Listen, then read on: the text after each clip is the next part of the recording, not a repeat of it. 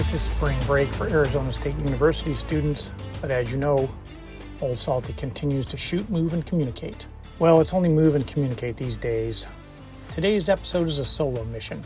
We're going to explore the process of finding what career position you want. Let's take a listen to a recent college graduate reflecting on their first job. I know I'm probably just being so dramatic and annoying, but this is my first job, like my first 9-to-5 job after college, and I'm in person, and I'm commuting in the city, and it's taking forever to get there. There's no way I'm going to be able to afford living in the city right now, so that's off the table. Like, duh! If I was able to walk to work, and it'd be fine, but I'm not. So it literally takes me, I leave here, I get on the train at 7:30, and I don't get home till, 6:15 earliest, and then, I don't have time to do anything. I want to shower, eat my dinner, and go to sleep. I don't have time or energy to cook my dinner either. I don't have energy to work out. That's out the window. I'm so upset. Oh my God. Nothing to do with my job at all, but just the 9-to-5 schedule in general is crazy. Being in the office 9 to 5, if it was remote, you get off at 5 and you're home and everything's fine. But I'm not home. It takes me long to get home, and people that drive to the office, you don't get off at 5. And I know it could be worse. I know I could be working longer, but I literally get off, it's pitch black. I don't have energy. How do you have friends? How do you have time to meet a guy? I don't know. How do you have time for dating? I don't have time for anything, and I'm so stressed out.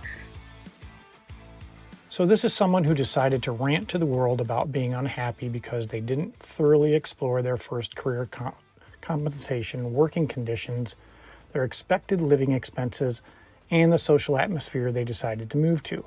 I don't expect I'd ever hear that type of rant from a veteran, but I played that audio for 2 reasons. First, remember, anything you put on the internet is forever. Second, if you become conditioned to something through repetition, it will become an expectation. This person has an unrealistic expectation of what life in the workforce will be like due to their college experience. What I've seen on campus is a lot of complacency brought on by modern conveniences and technology. There are robots delivering food to the doorstep of dorms and apartments just off campus. I see students shuffling down from their dorms and apartments, still in their pajamas and slippers, to Starbucks to get their coffee. If you don't believe me, just go to the Starbucks at the corner of University Drive and South Forest Avenue and observe for yourself.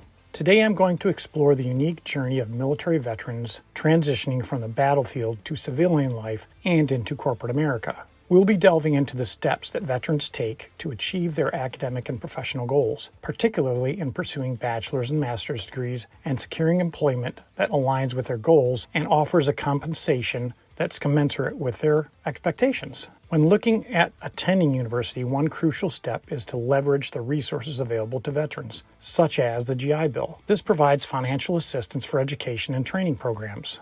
Veterans should seek out veteran support services specifically tailored to their needs. Here at Arizona State University, we have organizations such as the Pat Tillman Veterans Center and the Office for Veteran and Military Academic Engagement that assist in academic and career planning. Every university has career counseling services, and here at ASU, every major program has their own career services center with strong ties to hiring organizations for specific career fields. Networking with fellow veterans and professionals in your desired field can also be valuable in getting insights and opportunities. If you see an opportunity that might not be just right for you, share that information with a fellow veteran. In the past few weeks, I shared an internship opportunity with the State Department with a veteran who was unaware of that opportunity. Securing an internship in the exact company you'd like to work for is a tactic I would employ to thoroughly explore what life would be like in that career position. What direction is the career field you're pursuing headed? Some companies are executing massive layoffs right now, requiring in-office work and slashing perks like free food and services in in-site offices. These changes are due in part to the end of the COVID lockdown, a rise in artificial intelligence in customer service and quality assurance functions, and tight budgets due to high interest rates and inflation.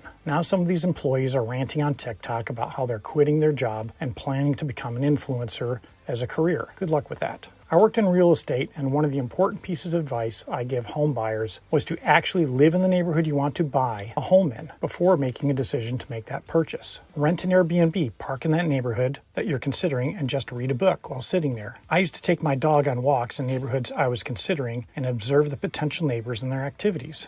In rare cases, to get an idea, you can record activity by putting a game camera on a piece of public land or get permission from a willing property owner. Learning there are atmospherics like sights, sounds, and smells that happen during certain times of the day is very important and might be intolerable to you. Veterans may face challenges such as adjusting to civilian corporate culture, navigating complex admissions processes, and translating your military experience into qualifications that resonate with employers is key. Additionally, veterans struggle with finding a company that aligns with their values and offers competitive compensation. In some cases, you might want to bite the bullet and take a job that's not perfect, but positions you for the next job you want to get 2 years down the road. I had a manager that came to my company that I was working in from the Arizona Coyotes. He spent 2 years with us and then took a management job with the San Jose Sharks. So he cut his teeth in management with us and bounced back into hockey. From a cultural standpoint, there's definitely a big difference between the structure environment of the military. Academia and corporate worlds can be daunting to many veterans. The good news is your supervisors aren't going to take you outside and make you do push-ups until they are tired. The bad news is you're going to have to learn to be sensitive to the culture of the organizations you're working in.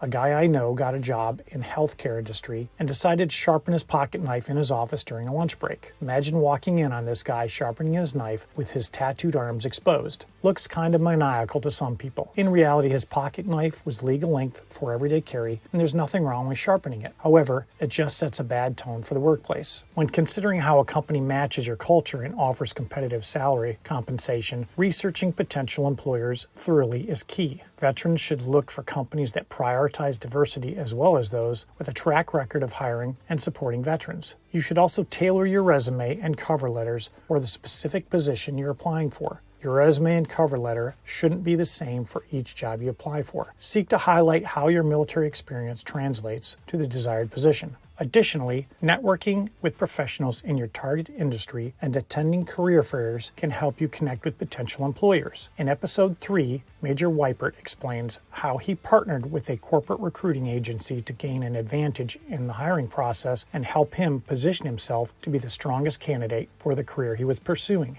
Remember, your network is your net worth. I recently gave a student veteran the contact information of another veteran that works for a professional sports team in the communications department. Connecting them is helpful in 2 ways. The student veteran can get some real-world advice in the career field, and the working veteran will have a candidate if his or her organization decides to expand or has an opening. Organizations such as Hiring Our Heroes and American Corporate Partners can offer mentorship and networking opportunities for veterans seeking employment in the civilian sector. Through American Corporate Partners, I mentored a tech sergeant out of Luke Air Force Base who was seeking to get into my career field. Veterans should also consider pursuing certifications or additional training to enhance their qualifications and make themselves more competitive in the job market. Above all, it's essential for veterans to remain resilient and adaptable in the face of challenges, drawing on the skills and experiences they gained during military service. Seek out people actually in the position in the field of work you're pursuing. One technique I used was finding these people through their customers. Get personal business cards and thank you notes printed. They're inexpensive and are a classy touch when following up. While job hunting, I went to companies that I knew were conducting business with companies and individuals from the career field I was pursuing. I asked the office managers if they would be willing to share some of the business cards of those people that they had done business with. You'd be surprised how receptive someone in your desired career field will be. In many cases, this person will be paid a finder's fee for referring qualified candidates for open positions. In my last job, my company would pay a referral fee between $2,000 and $5,000. The reason companies are paying these referral fees is because they are avoiding the cost of engaging with recruiting firms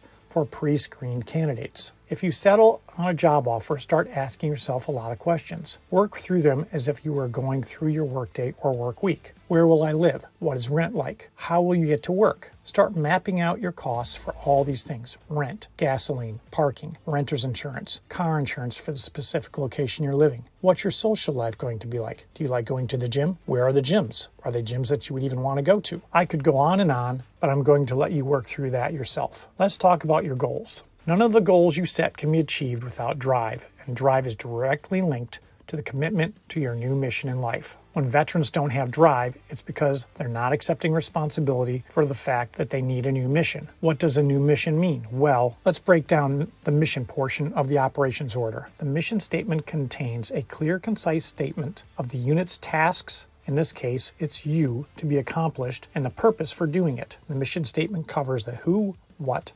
when, where, why, and how. The when should have a specific date and time for the mission start and accomplishment. Staying active is extremely important for both physical and mental health. Try these things: working out regularly, engage in stimulating conversation. Debate is good. Try reading and listening to books or podcasts that are informative.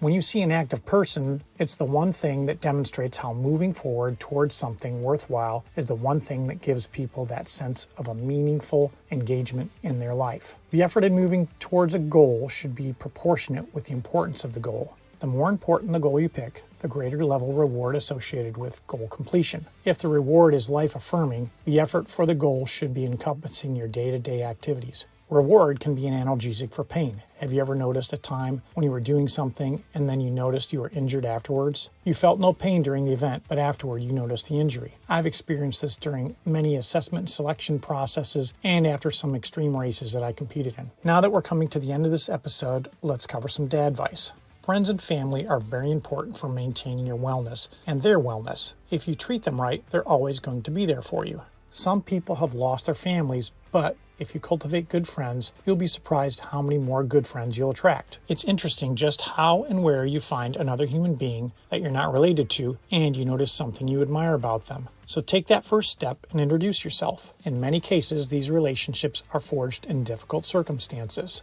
While in a high-stress situation, you identify people with qualities of resilience and strength. Those people recognize the same qualities in you. The next thing you know, you're saying to yourself, I like this person, and we're going to spend a lot of time together. Good friendships are important, so make sure that you commit to them. I've had a lot of good buddies from the military who've been having a lot of really tough issues, and they've been kind of quiet about it. Make sure to keep an open channel of communication that's non-judgmental. Without that, I wouldn't have been able to help my friends. So take some time to check on your buddies, whether they're from the military or civilian. It doesn't matter. Take that time and show you care. That kind of real stuff is what we're made of. By listening to this episode, I hope you learned something. This is Uncle Salty's solo episode. It isn't as dynamic as an interview episode, but I think I put out some relevant information. If you learned something or found this information inspiring for your path, reach out to us at pathfinderpodcast@fastmail.com. Please like and subscribe to the Pathfinder podcast and share the show with all those you feel might benefit from the Pathfinder stories. This is Salty the Sun Devil coming to you from the Blaze Radio studios at the Walter Cronkite School of Journalism and Mass Communication in beautiful downtown Phoenix, Arizona. Now go out there and find your path.